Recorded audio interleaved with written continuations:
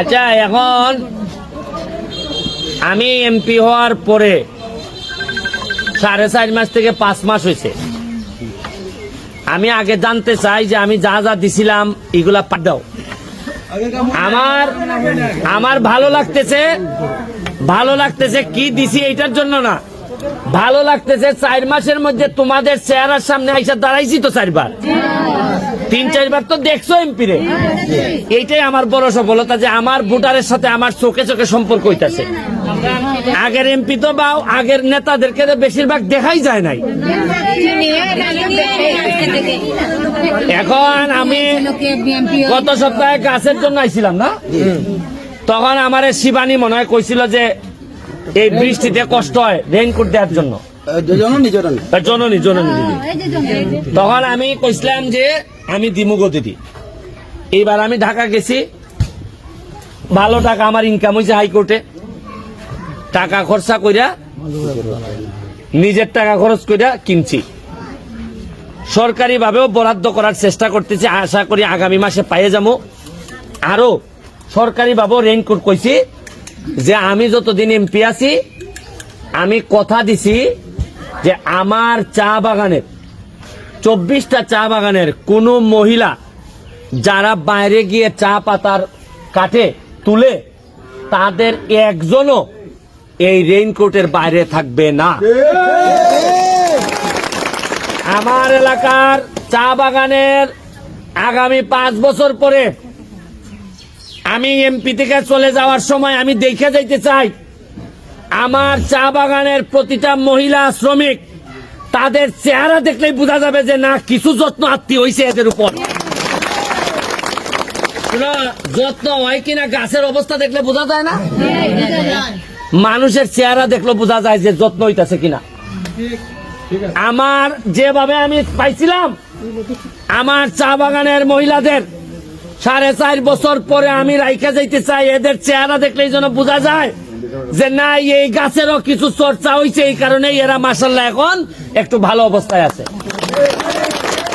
তোমরা বলছিলা রেইনকোটের জন্য, আমি অলরেডি 1000 রেইনকোট নিয়ে আইছি। বৃষ্টির সময় আমার ভিডিও পাঠাইছে, পরশুদিন দেখলাম এই চা পাতা এখান থেকে দিতেছে আর জোরে বৃষ্টি হইতাছে। কেউ কেউ দেখলাম পলিথিন লাগাই হাঁটতেছে। পলিথিনে কি আর বৃষ্টি মানে? বৃষ্টিতে কি পলিথিন মানে? কিছুই তো মানে না। কিন্তু আমার কত হইলো মাত্র 6 লাখ টাকা খরচ করছি, 1000 আনছি। কত আনছি? 1000 আনছি। একটু পরে যাই মোট দেওন্দি বাগানে দিতে।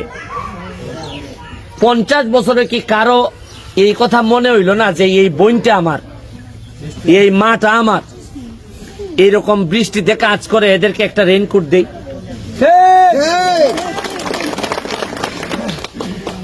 আর বক্তব্যের সময় তো বোঝা যায় যে সবচেয়ে খারাপ আমি, সবচেয়ে খারাপ। শুনেন, এই বক্তব্য দাঁড়াইছিলাম মার্কানিয়া, আমি একটা এমপি নির্বাচন করছিলাম, আমারে বলা হয়েছে আমি নাকি জারজ। এদেরকে বলতে চাই দেখা যাও জারজে কি করে আর তোমরা কি করছো বাকি। বলছো আমার জন্মের মধ্যে অভিশাপ আছে, এবার দেখে যাও অভিশাপ বলা তোমাদের যে মুখে বলা অভিশাপ বলা ছেলে কত মানুষের শান্তির কারণ হইতেছে, এটা দেখা যাও তুমি। চা বাগানের লোকরা নেতৃত্ব দিবে একদিন, আমার বাচ্চার কাছে না, আমার ছেলের কাছে না, চা বাগানের বাচ্চাদের কাছে আমি ক্ষমতা দিয়ে যেতে চাই। মৃত্যুর আগে দেখে যেতে চাই চা বাগানের লোকরা নেতৃত্ব দিবে। এটা আমার একটা স্বপ্ন। যোগ্যতার ভিত্তিতে নেতৃত্ব দিবে। আর না বহুত হয়েছে, শুধু মহিলা বাচ্চার মেনু আপনাদের চা বাগান থেকে হয়েছে, হয়েছে না? আমি চেষ্টা করে যাব আপনাদের ভাগ্য বদলের জন্য। আপনারা শুধু আমার জন্য আশীর্বাদ রাখবেন।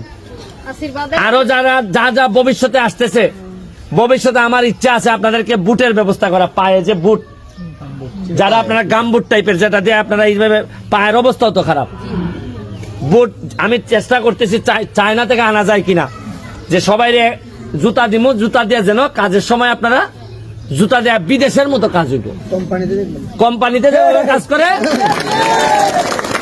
আরে তোমরা চিন্তা করো কেন, ভালো আলাপ না হইলে বিয়াই দিও না, কইও ব্যারিস্টার সুমন আমার এমপি। ভালো আলাপ তার আর বিয়া দিতাম না, কইলে বিয়া দিলাম, হইতো না। এবার আমি তোমার এমপি, কোনো ভয় পাইবা না। পাতলা মারামারির দিন শেষ নেই। আমার জন্য আশীর্বাদ রাখবা। আমি আমার মার কাছ থেকে যে দোয়া পাইছি, তোমরাও আমার মার মতো, তোমাদের কাছ থেকে আমি এই দোয়া নিয়ে এই পৃথিবী থেকে বিদায় নিতে চাই। এমপি হওয়া জীবনে সফলতা না। সফলতা হইলে এমপি না থাকলে পরে তোমরা যদি দৌড়াইয়া গিয়া বলো এই আমার সুমন ভাই আইছে, এটাই আমার জীবনের সবচেয়ে বড় সফলতা।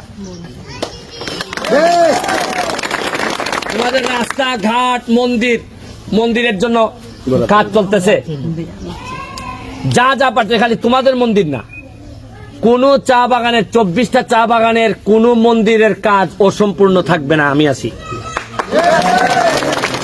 তোমাদের পড়াশোনার জন্য, আস্তে আস্তে একটা করে ধরতেছি।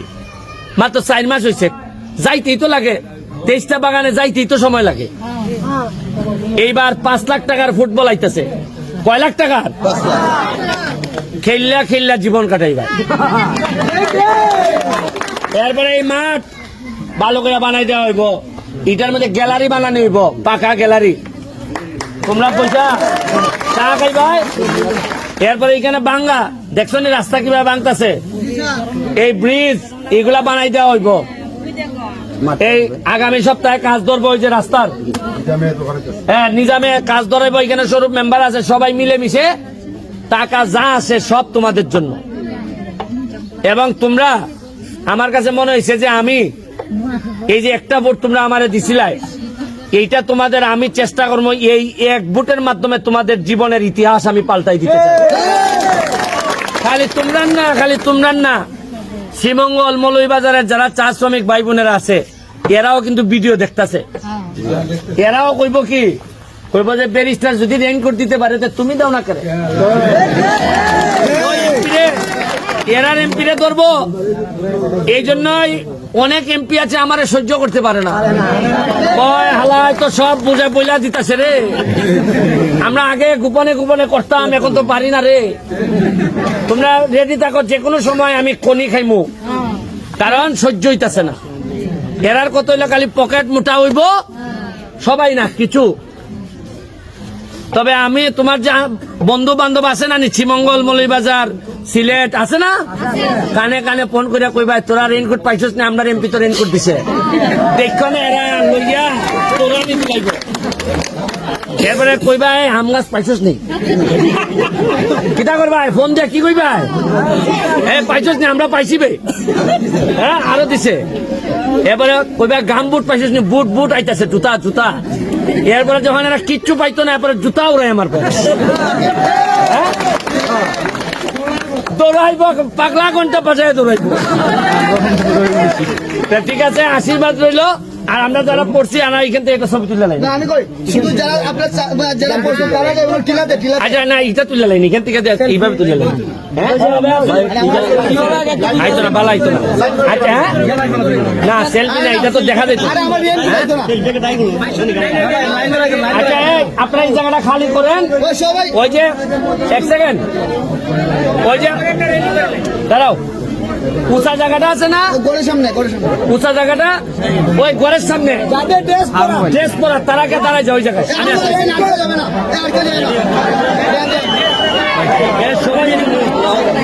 আইসো কিনা আজকে রেইনকোট ছাড়া আগে যেগুলা দিছিলাম, চৌধুরী হিসাব দাও কি দিছি, স্বরূপ মেম্বার মিলাইবা ঠিক কিনা। আর তোমরা যদি একেবারে কেউ পাইয়া না থাকো, হাত তুলবা যে আমরা কেউ পাইছি না, তাহলে বুঝবো মাইরা দিছে, এখানে পাতলা মারছে। আমাদের এমপি মহোদয় এমপি হওয়ার আগে কথা না শুনেন, আমাদের এমপি মহোদয় এমপি হওয়ার আগে সুমন ভাই উনি প্রথমেই এই বাগানে সর্বপ্রথম একবার আমের গাছ দিয়ে পাঠাইছিলেন, গত বছর আমরা এনে দিছি না। তারপর যখন মালিক পক্ষের সাথে দ্বন্দ্ব ছিল, আপনাদের খাবার পাইছেন না, উনি বলছিলেন যে আমি যদি ভাত খাই তাহলে তারাও ভাত খাবে, তখন কি চাউল না এখানে বিতরণ করছি না, করছি। এখন আবার এই বছর যখন আবার আম গাছ দিচ্ছেন, আম গাছ না আবার দিছি না? কোন দিন দিছ? ওই যে কয়েকদিন আগে, এক সপ্তাহ আগে মনে হয়। পাইছো নি? ঠিক আছে, হ্যাঁ। তারপর ওই যখন এই তুফানে যখন ঝড় বৃষ্টিতে ক্ষতি হইলো, আমি 11টা নাম পাইছি, 9টা নাম পাইছি সারা ইউনিয়নে। 9টা নামের মধ্যে 4টা পরিবার এখানে আমি টিম দিছি, 4টা পরিবার দিছি নি মেম্বার? নাম কও, পরিবারের নাম কও। এই মমতা, কুসুম পাইছি। হাত তুলো দেখি কুসুম। এই যে পাইনি, এই যে, মমতা, হ্যাঁ। কল্পনা করে। এই যে, আচ্ছা আচ্ছা, পাইছো নি? না আবার কোন ম্যানেজ করে আনছে, কই হাত তুলিস? হ্যাঁ। না পাইছে। তারপর ইদানিং গিয়ে আবার বাগানের দুঃসময় দেখা দিছে। তাও এমপি মহোদয় বলছেন যে সবাই চাল দিয়ে দেও। আমি যতটুকু পারছি এখানে না, বৃষ্টি ভেজা দিনে সবাই কি চাল দেয় নাই?